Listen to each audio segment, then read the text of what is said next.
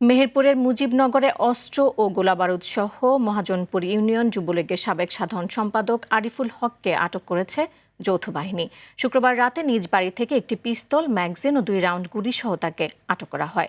আটক আরিফুলের বিরুদ্ধে চাঁদাবাজি, ধর্ষণ, নাশকতামূলক কর্মকাণ্ডের একাধিক মামলা রয়েছে বলে জানায় যৌথ বাহিনী। এদিকে ঝিনাইদহের মহেশপুরে বিপুল পরিমাণ ইয়াবা সহ 3 জনকে আটক করেছে পুলিশ। জব্দ করা হয়েছে মাদক বিক্রির টাকা ও বহনকারী 3টি মোটরসাইকেল।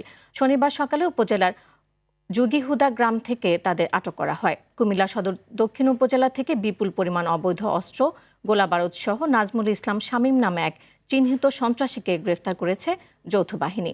এছাড়াও ভোলা সদরের কাছিয়া সমাদার এলাকা থেকে 7 রাউন্ড পিস্তলের গুলি সহ নাসিমা বেগম নামে এক নারীকে আটক করেছে ডিবি পুলিশ।